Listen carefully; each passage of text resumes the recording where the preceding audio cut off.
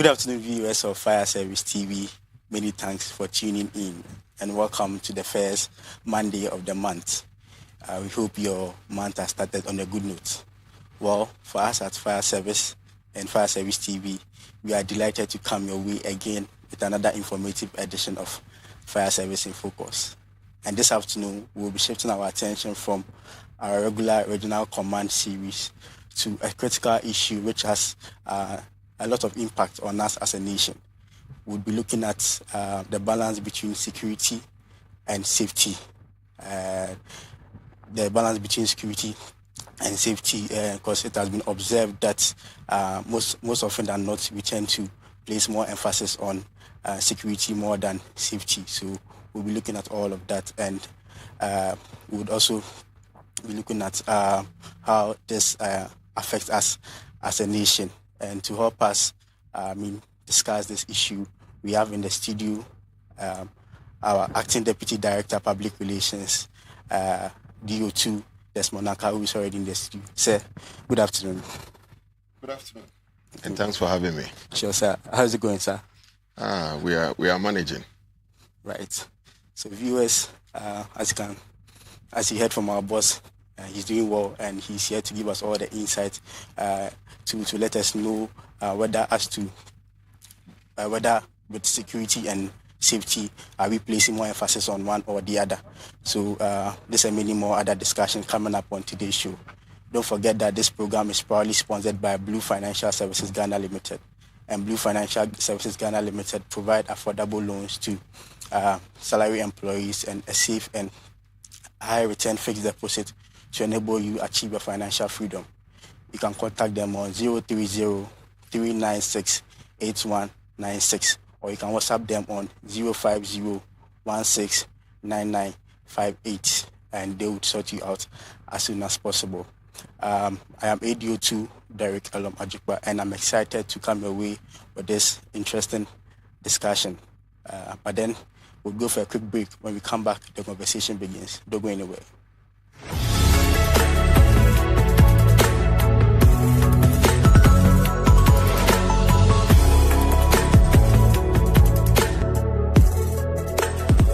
I came across power safety technology. So I introduced that into our residents, who are more than 4,000. And over the period, they have testified how power safety technology have saved them when the need arises.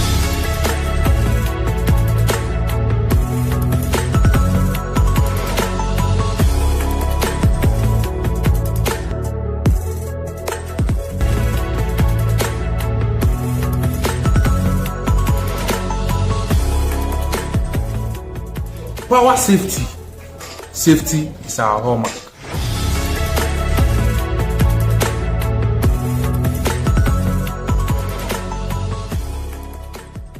Blue Financial Services Ghana Limited, licensed and regulated by the Bank of Ghana to give loans and accept deposits. Open a fixed deposit account starting from 100 Ghana cedis and earn an interest per annum. Call 030-3968-196. Locate us at Matty House, HP Nyamete Street, Ringway Estate, Osu. Blue Financial Services Ghana Limited. Every step with you, trust in Blue.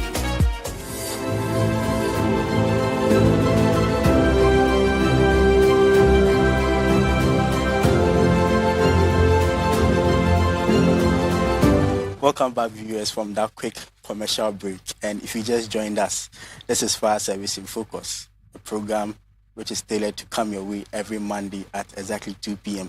with the latest on our operations and challenges. And before we went on break, I indicated that we'll be looking at the balance between security and safety, because it seems most of the times we place more emphasis on security, be it laws, presence of immigration, presence of the military, or even the police. What about our everyday safety?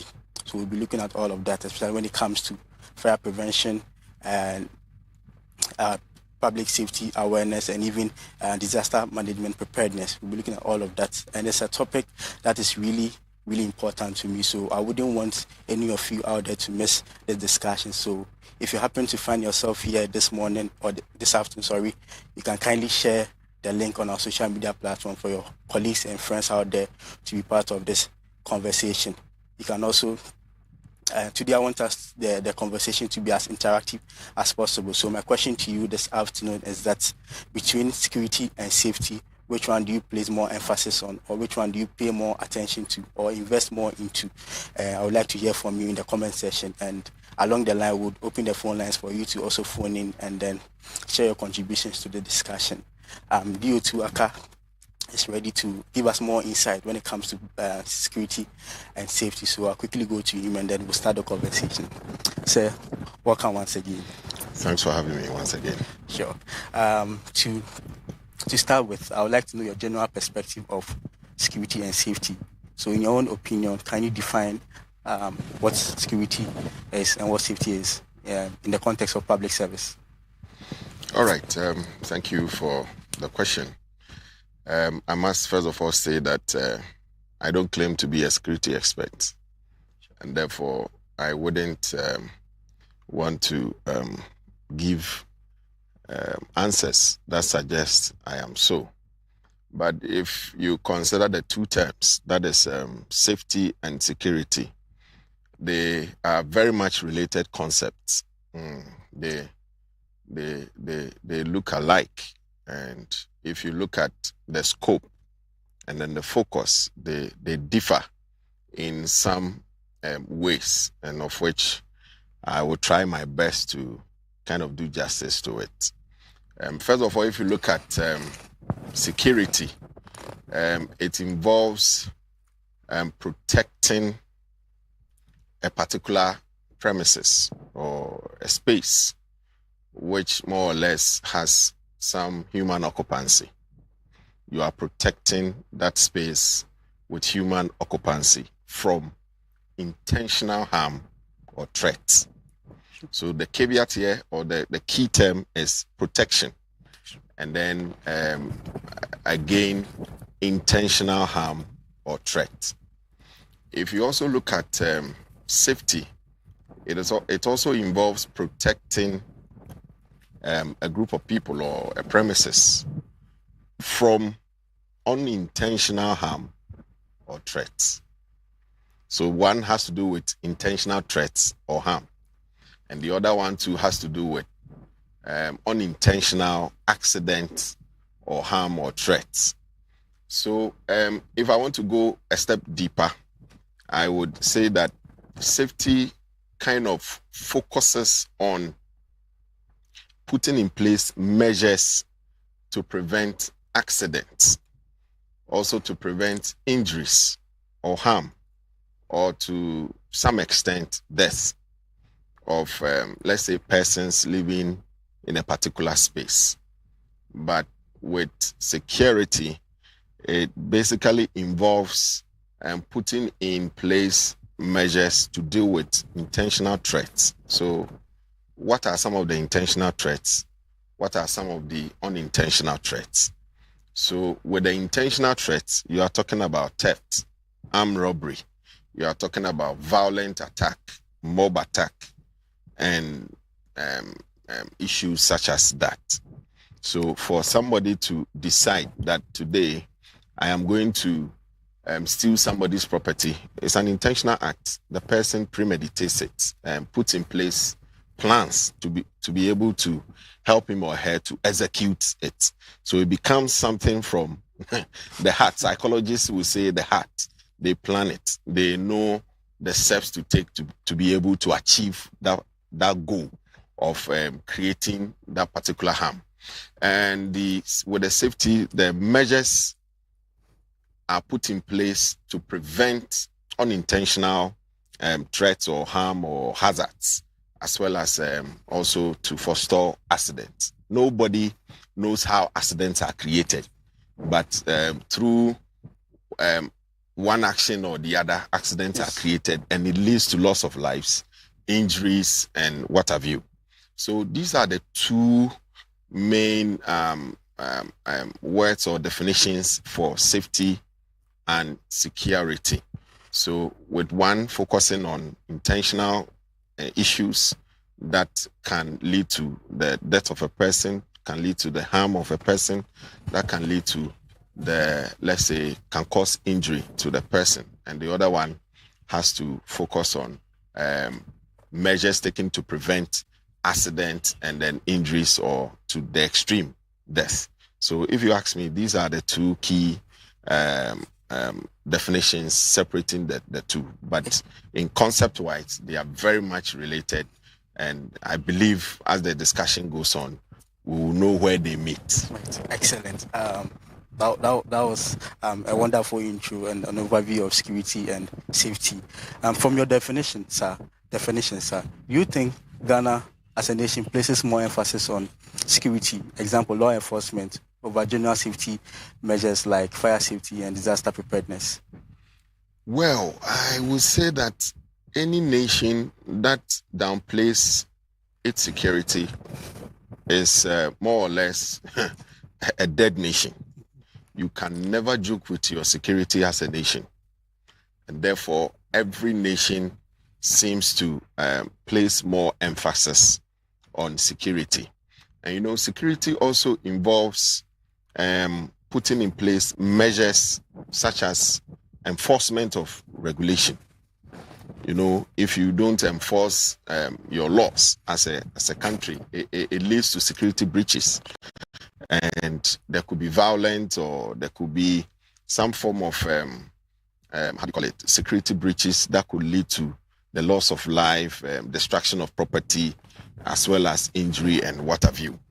And therefore, there is a need for every nation to prioritize its security.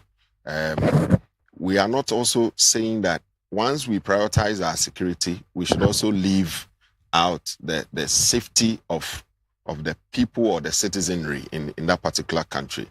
One thing that we have as a nation elsewhere, even when you go to the advanced country, they have huge budgets for ensuring that the country is well secured. People have, if you go to other nations, the advanced countries, their huge budgets support their military, their police force, and then also they kind of put in place measures to safeguard the very lives of the people in that particular country. But we cannot say it is the same here in this part of our world. Maybe as a developing country, we may also have our own challenges, and therefore would want to put some premium on our security. If you go to our ports, if you go to our aviation sector, if you go to our banking sector, and all the other sectors of the economy, you would realize that a lot of emphasis is placed on our security as compared to that which is placed on the safety of the public, because we are here sometimes, like I defined from the definition, we are struck by certain accidents. There could be flooding that could wipe out a complete community. There could be fire that is caused as a result of an accident, and that could wipe out a complete residential dwelling or a community, and create a lot of economic hardship for the people living in such community. Quite recently, there's a place around Circle, which is called Sodom and Gomorrah or something, some funny name. Fire gutted one of the slums there, and a whole lot of households were displaced as a result of the slum. At a point in time, we even heard that some persons could have been lost. The lives of some person could have been lost through that fire incident. So these are some of the threats that these incidents tends to kind of affect our people. And therefore, as a nation, as we prioritize securing our borders, securing our sea waters and what have you, we need to also have a second look at what safeguards the people from ensuring or from harm or from accidents and from all those things that could create unintentional harm to them. So generally, what do you think is the ideal balance between the two for a nation like Ghana? Yes, I wouldn't say we are we are there yet. We still see security apparatus. When I talk about security apparatus, we are talking about the military, we are talking about the police, and then the likes, the other security agencies.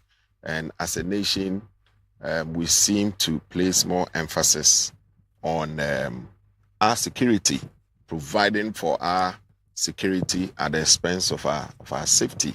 You know, let me ask you, you are in this country, and I believe you've heard of several accidents on our lakes, on our waters.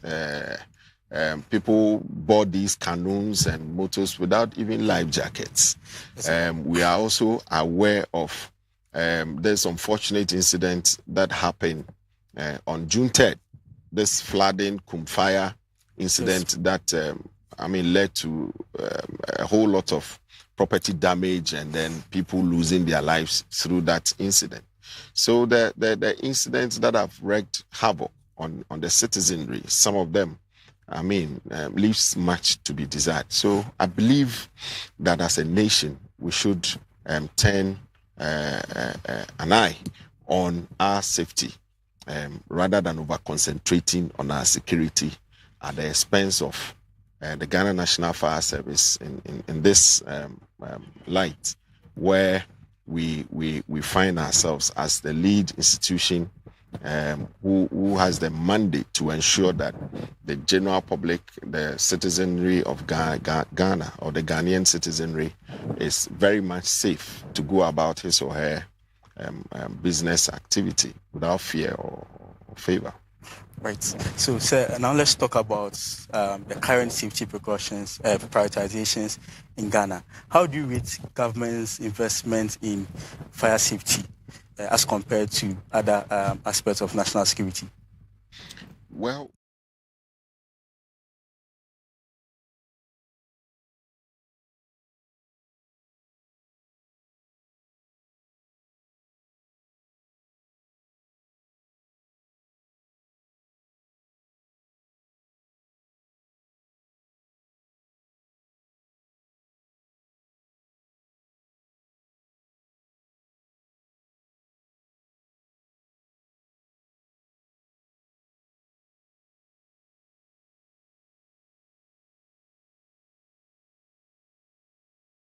since 1963, I think we have done well to ensure that our aviation sector is well secured. If you go to our ports and harbors, we are doing very well.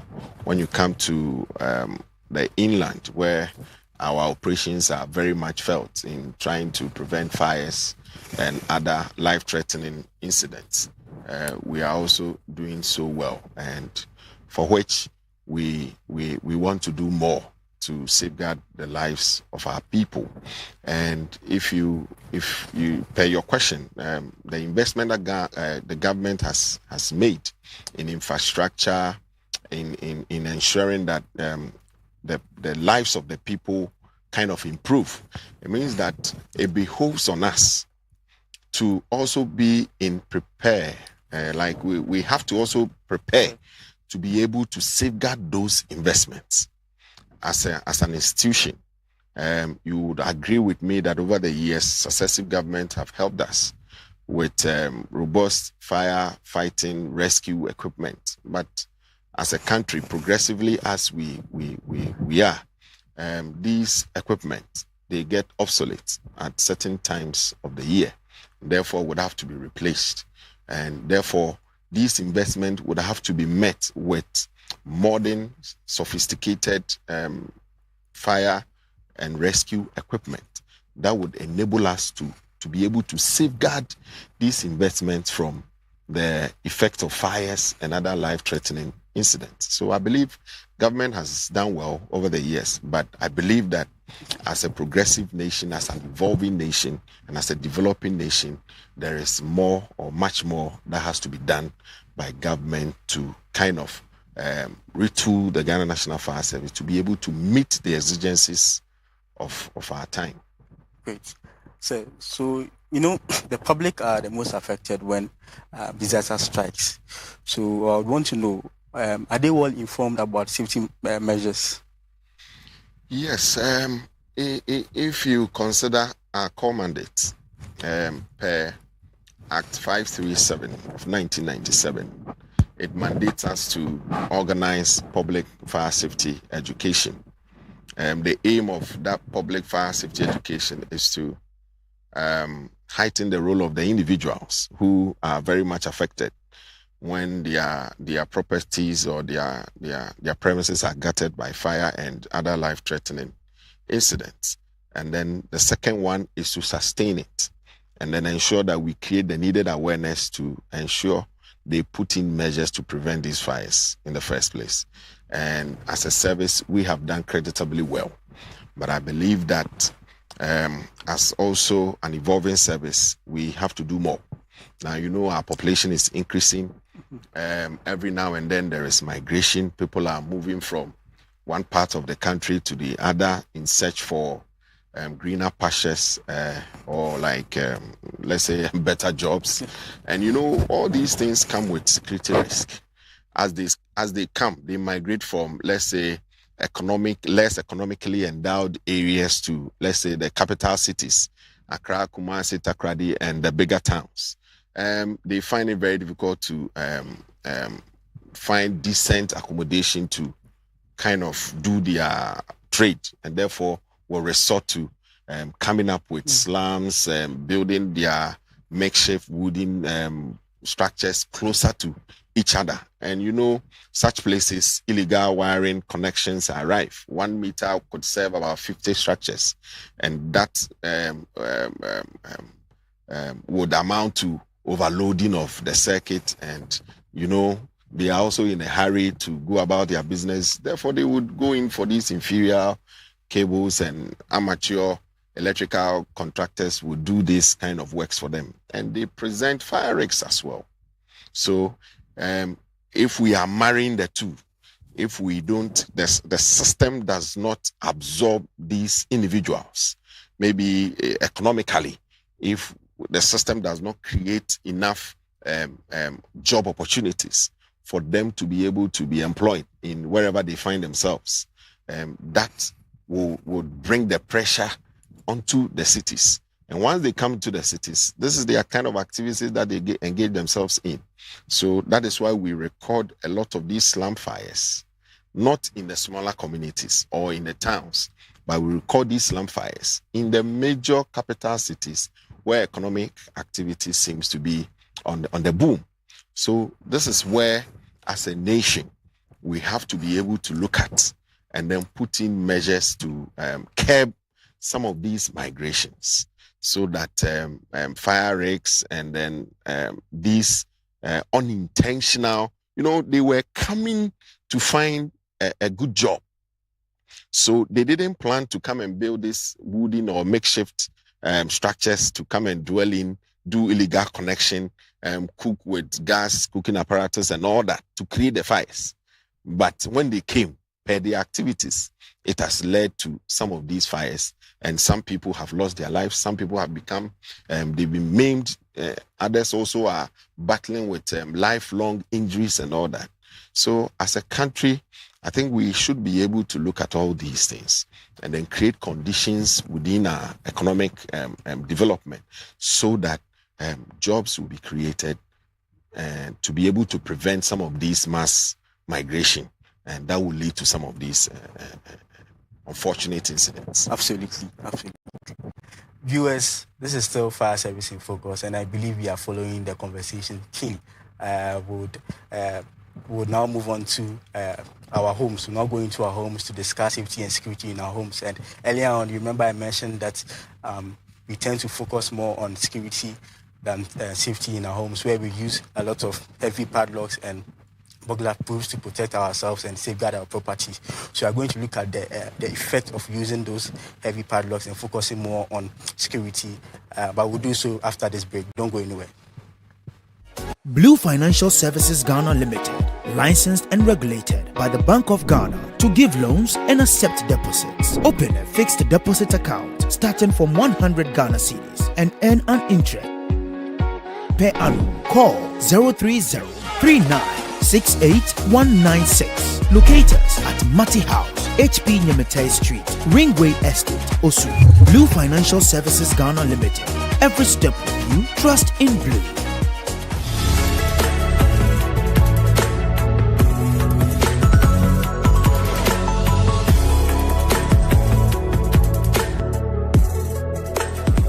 I came across power safety technology. So I introduced that into our residents, who are more than 4,000. And over the period, they have testified how power safety technology have saved them when the need arises.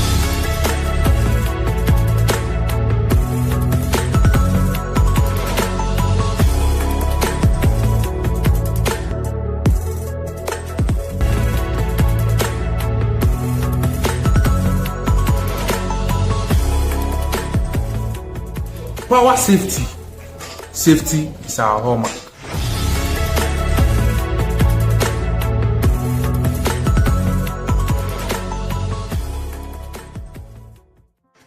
Ago Ghana, Ago Omambapa. I am a proud and trained firefighter, trained to save lives and properties. Next ati memuni ni metri da rain.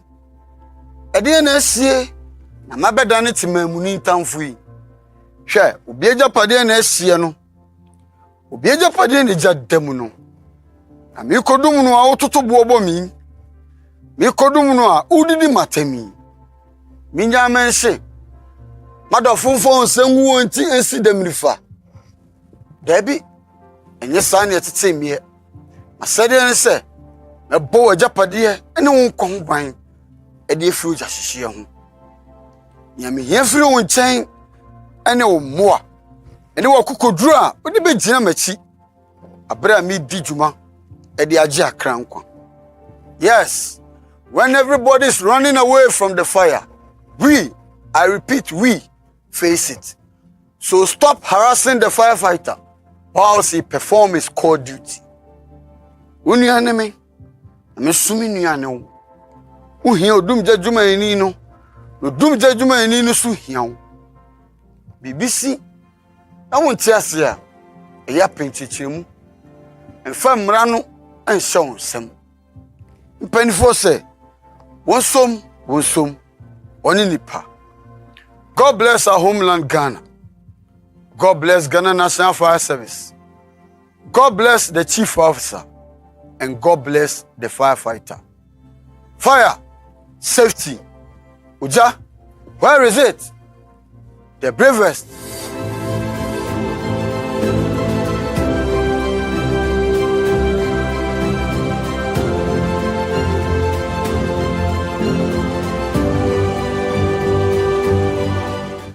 Welcome back, viewers, from that quick commercial break, and I'll be showing you stories and videos of people, victims who met their untimely death after being trapped by their own security measures, and it's really sad that people really focus on security more than their safety. I mean, they got trapped in fire, they couldn't come out, and as a result of the burglar proofs and heavy padlocks they use. So it will be showing on your screens very soon.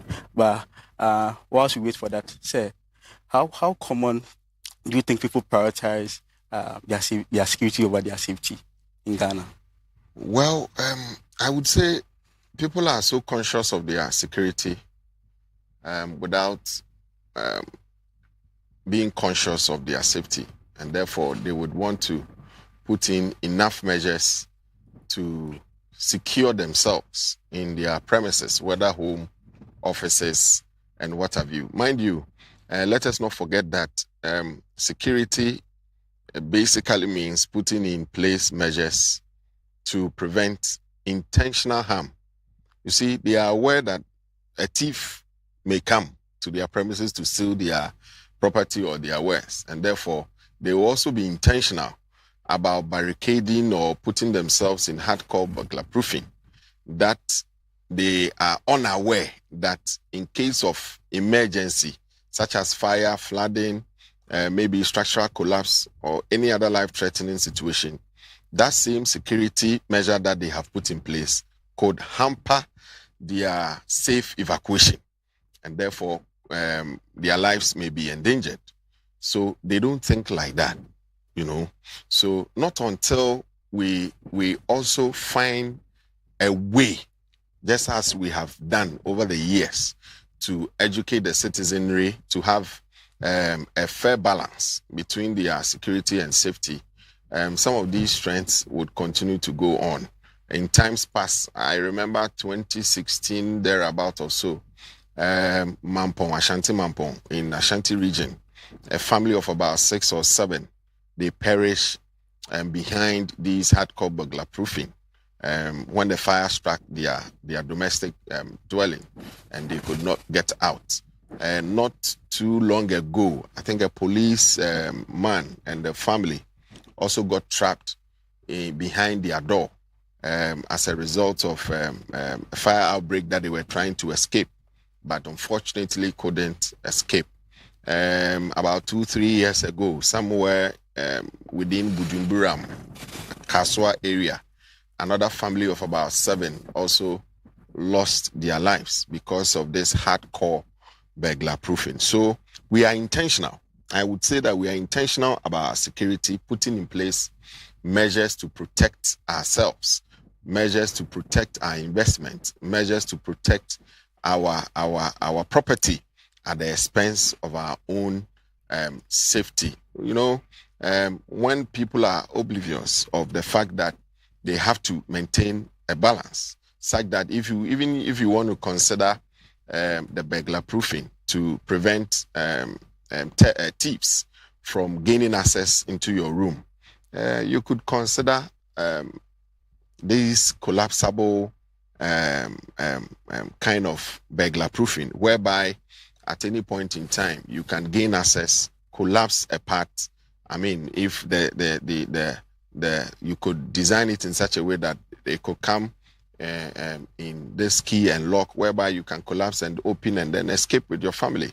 We are not so much conscious about our safety, but I believe that as a service, having done so much in terms of bringing the citizenry up to speed about the need to have a fair balance, we will continue to do so on our social media platforms, on our television, and then on our normal outreach campaigns, the school visitation, the lorry parks visitation, and then the education that we've been doing, so that in the long run, the majority of our population will come to terms to have that fair balance in order not to put their lives at risk.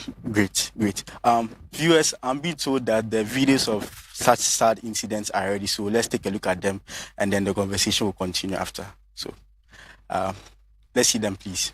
It was too late to save the situation. The people who were trapped in that inferno were actually crying for help, but to no avail. The fire service came in, but it was just too late. 7 families have lost their lives. And we understand that Mr. Botri is a 40-year-old pastor here, and together with his 4 children, Princess 3-year-old, Princess Papa who is 6 years old, Mommy who is 9 years old, and Pastor who is 11-year-old, and then 2 other guests. They have all lost their lives. So that is a very hard pill to swallow, especially to the people of Mampong. You can see this whole area is inundated with people who have come here to mourn and also observe. It's a very, very sad situation here for the people in Asante Mampong. They woke up this morning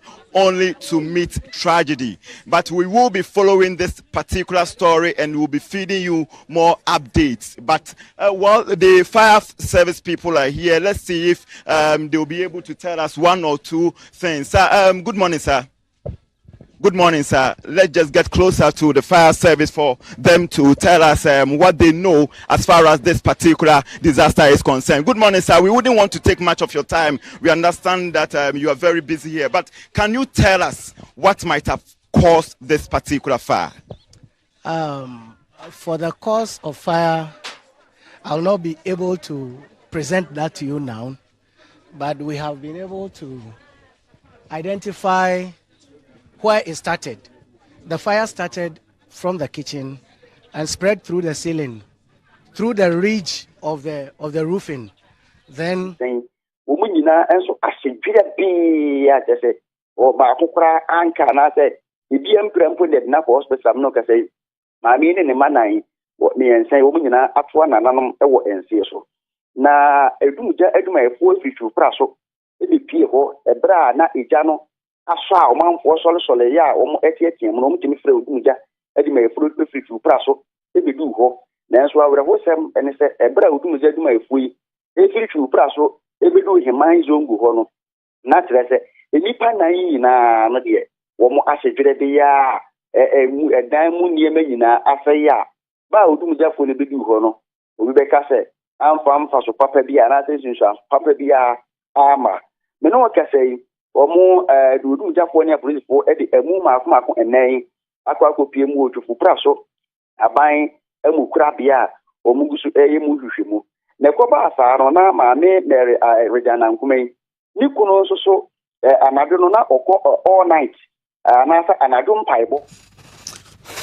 It's really, really sad. And these videos he just saw are courtesy of TV3 News, and we are grateful for them for sharing this video. What we just saw really tells us that it's really important to also prioritize our safety. I mean, it's really sad to meet your untimely death this way. So we are really encouraging you and treating you to take your safety very important, like you do for your security. Open the phone lines for you to call in and then share your contributions on the show. And the number is 05096087744. I repeat, 05096087744. Please call in and then share your contributions to the discussion. So we just saw these videos which further emphasize the need to prioritize our safety. Yes, from the footages, it's very sad to even lose a life, not to talk about 7 or 4 or so. I mean, there is something that we are not actually recognizing, that one life lost, there's no way we can put value on the life of any human being. And therefore, as a nation, we should be mindful of the fact that we cannot continue to lose human beings through fires and other life or avoidable or preventable fire incidents or life-threatening situations such as what we saw. And therefore, a lot depends on us as an institution to continually educate the masses to kind of put in measures to prevent these incidents. And as earlier on alluded to, we have educated them. And I believe that we will continue to kind of drum home the need for developers to inculcate fire-rated materials so that when their premises are gutted by fire, it takes a bit of time for the structure to collapse or to succumb to the flames. And then also to intensify our education, even in our schools and all the other premises that we can think of, in order to raise the needed awareness, sustain it in such a way that they come to terms with the fact that these incidents are very much preventable. And then also make them aware that the thief will just come and negotiate. Depending on your bargaining power, you are able to negotiate for your life to be saved. They just come, they want material things. Once you are able to offer them what they need, they spare your life. Your property, the remaining of your property remains intact. You see, so we need to be able to focus our education, of which we are doing, but just that we need to also direct much more attention to that area so that at least some of these unfortunate incidents could be a thing of the past. And then also ensure that they inculcate into their building designs these collapsible, non-hardcore burglar proofing so as to be able to escape with their families when such incident beckons on their door. So as a service, we are very much poised to help in terms of educating the masses to put in place adequate safety measures. Absolutely. Now, sir, let's bring the conversation back home. You know, when these issues happen, when disaster strikes, it is the duty of fire service or the responsibility to save the day, to swiftly arrive at the scene and then do what we are supposed to do to save lives and properties. But then again, here's a situation where we are a bit challenged, like every organization. What are the specific challenges that prevent us from carrying out our activities when called upon? All right. So, like I have already mentioned, you know, security is very much needed for every nation who wants to rub shoulders with other nations, and therefore government has done well to be able to secure our borders and all the other important places that they need to. But as a service, we are the interface between the people and the risks, in terms of the fire risks, in terms of the flooding, in terms of the structural collapse, and all that could unintentionally harm them or cause injury or maybe lead to the death of the population. And we have the mandate to respond after our preventative education. When the incident happened, we have the mandate to respond to save lives, as well as safeguard the properties and the environment as well.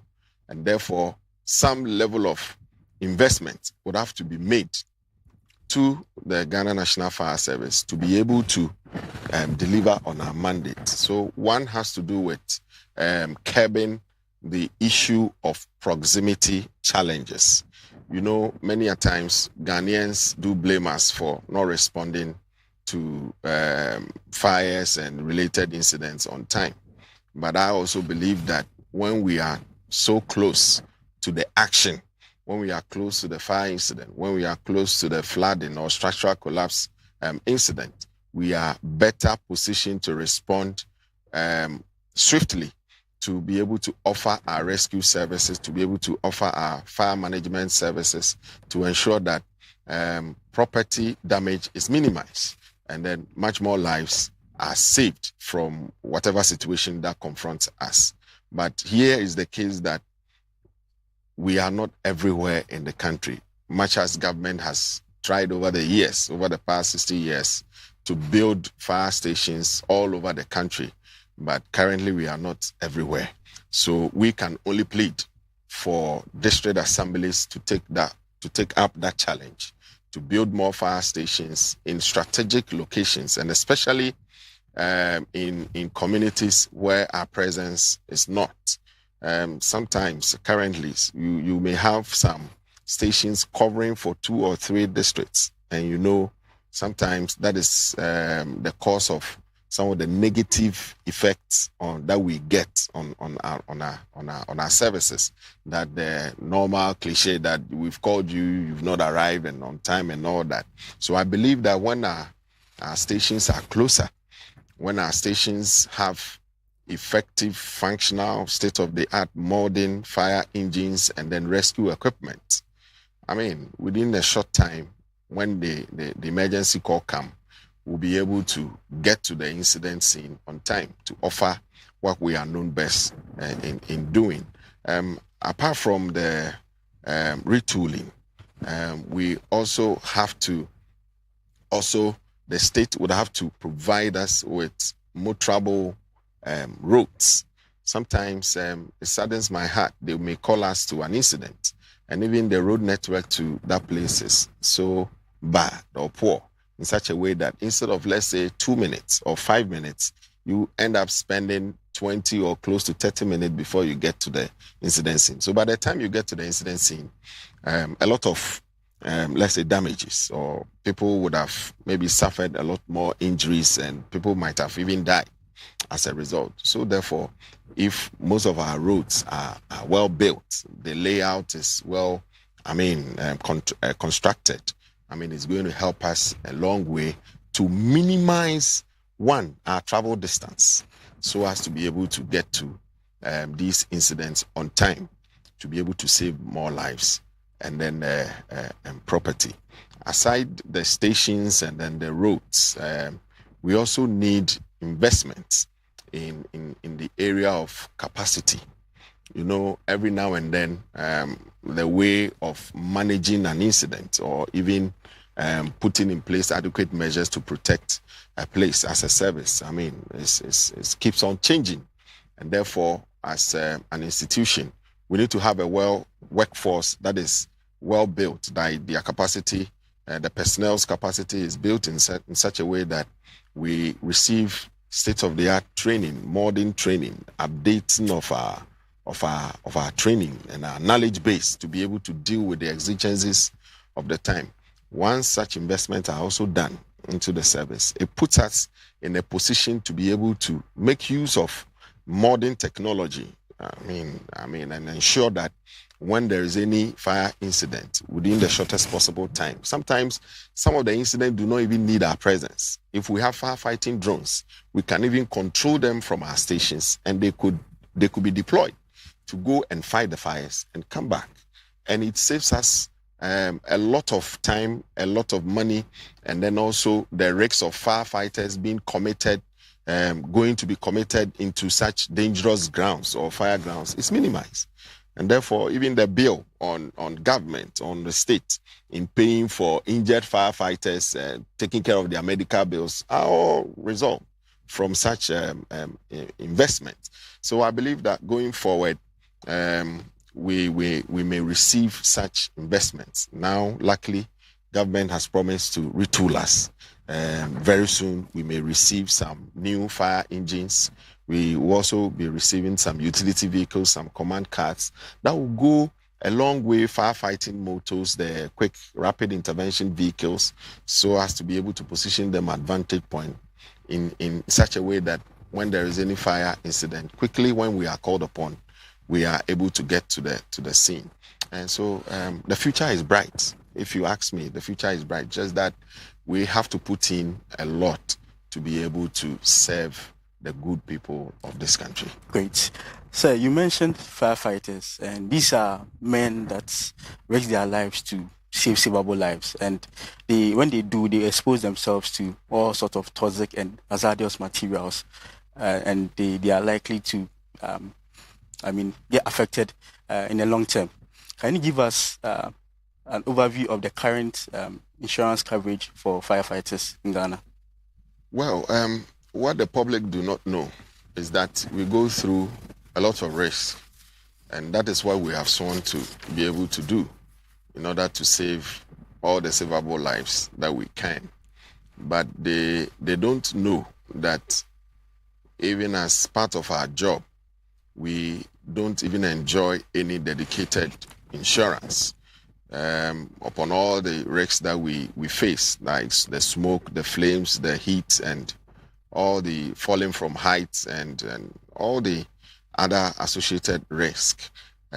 We don't. The ordinary firefighter or the fire rescuer does not have a dedicated insurance. What we have now is what every government worker enjoys, and that is the workman's compensation.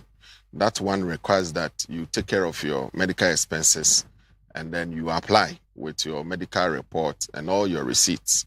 And after a while, when it goes through the system, the governance system, the payment system, you are reimbursed.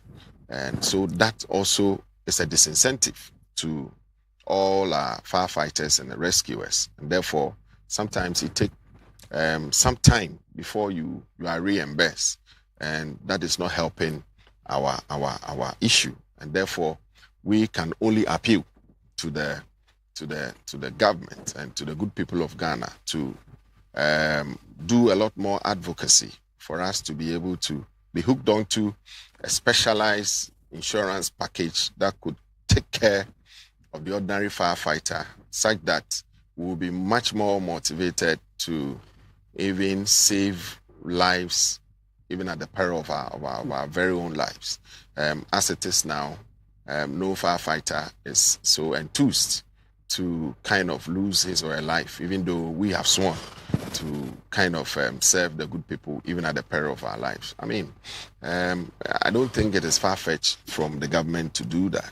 And I believe that with time, and as more advocacy is done on this, government will hear and then will help us in that light. That does not mean that the firefighter is not prepared to do his or her lawful mandate. We are always prepared to continually serve the good people of Ghana.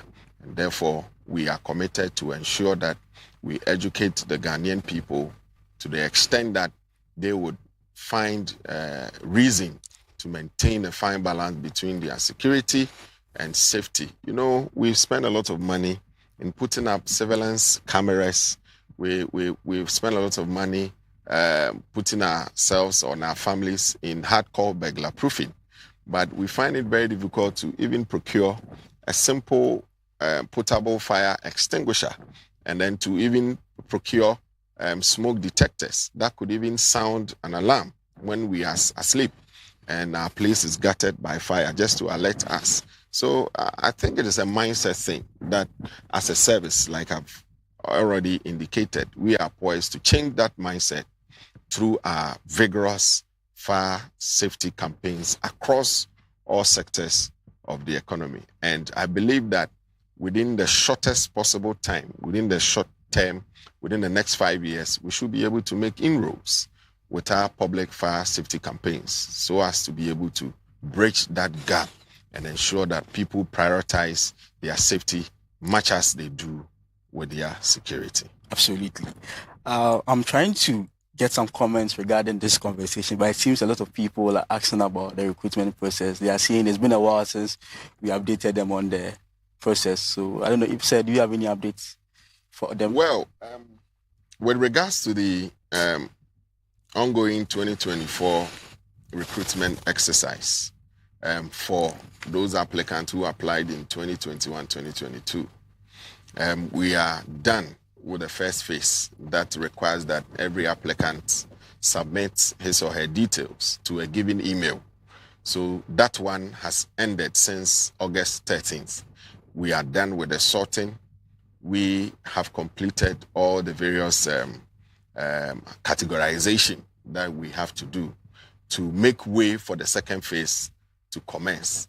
I think we have given out a lot more information as to the fact that the second phase is yet to commence. So therefore, those of you who are asking us about people going for training and then keeping you in the dark, we have never sought to keep you in the dark. So just remain vigilant. When the time is right, we will just send you the information as to whether you qualified after the first phase or otherwise. We will do that. Every applicant would receive a feedback from us, and therefore be on the lookout so as to make way for the second phase. And the date for the second phase shall be duly communicated to all applicants. So please, if you know you did send us your details, be rest assured that as and when the time is due, we would communicate with you. Please be vigilant and report to the law enforcement agencies about suspicious moves on the internet and across social media. People purporting to be conducting medicals. We have not gotten to that stage yet. So please keep your money, hold on. When the time is right, we'll give you every information pertaining to every stage. So please be rest assured that we will get back to you when the time is due. Yes, viewers, be rest assured, as you clearly heard from my boss. I mean, when the time is right, the appropriate time, you'll be clearly notified on this platform. So be calm and then wait for the appropriate time to be notified. But in the meantime, be vigilant and be calm. Thank you. Sir, please, by way of your final words, how can the society support Ghana National Fire Service to enhance safety and security? Thank you for that question. I believe that to a larger extent, fire safety is a shared responsibility. And therefore, we can only be safe or we can only be secured when we are safe. We can't just be secured when we are not safe.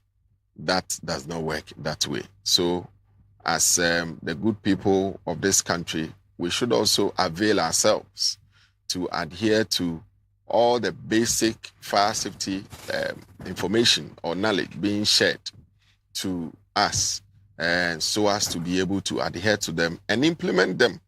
That is where we have challenges. Somebody can listen to you when you visit them on your normal fire safety campaign. They will listen to you. But when it comes to putting the knowledge that they've acquired into practice, that is where there's a disconnect. So we want to admonish every Ghanaian who is listening to my voice that fire service would come anytime they come to your end. Just heed to them and then put whatever information that you have gained or you've garnered or gained into practice, and ensure that even if you want to secure your premises with hardcore burglar proofing, there is another way of doing so by incorporating fire-rated materials and then ensuring that you have collapsible burglar proofing, so that at any point in time you have potable fire extinguishers, you know how to utilize or deploy it when there is any fire emergency. You have smoke detectors that could sound an alarm and periodically ensure that you change the batteries to ensure that they are in good working order so that they can function optimally for you. Once we do this, it would ensure that all the unintentional harm or accident or the risks associated with some of these emergencies, which normally come without giving us any hints, would be prevented, and therefore lives will be safeguarded. People will have their peace of mind to go about their livelihoods without feeling unsafe in their own communities or even in their own country.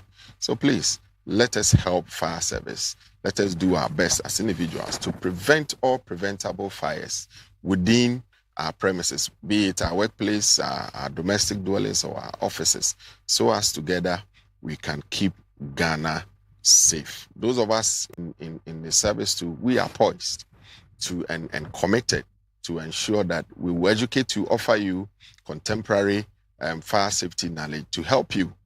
And then also, when the unfortunate incident happen, we would also beckon to your call and then come to save your life and that of your property, and even to save the environment as well. So we can only ask for your support by way of adhering to our basic fire safety information, and then change your attitudes. Once your attitudes are also changed in line with our education, it helps us to prevent all these fires from occurring, so that deaths, injuries, and what have you, that could wreak havoc on our lives are all prevented. Great. Viewers, this has been Fire Service in Focus, and this is where we conclude on today's show. I believe that today's show has been eye-opening for most of you, and it is now clear that finding the balance between security and safety is crucial for us as a nation and as individuals. The show has also further revealed that we tend to focus more on our security than our safety, and we hope and believe that following today's show, going forward, we'll be able to find a balance and then give equal attention to both security and safety. Many thanks to my guest on the show, DO2 Desmond Aka, and then many thanks to you out there as well for making time to be on the show this afternoon. Do make a date with us next week, Monday at exactly 2 p.m., same time. And also don't forget that this program was proudly sponsored by Blue Financial Services Ghana Limited. Every step with you, trust Blue. Make a date with us next week, Monday as well. And don't forget that tomorrow we come your way with Safety Matters with ADU1 Juaneji, and the Tree version as well on Wednesday with ADU2 Isaac Opoku Kojo. Remember that your safety matters, and I don't want to believe that after listening to today's show, you wouldn't make a time to, learn a thing or two about safety measure tips. Right. Thank you so much for being part of the show. See you again next week. Bye.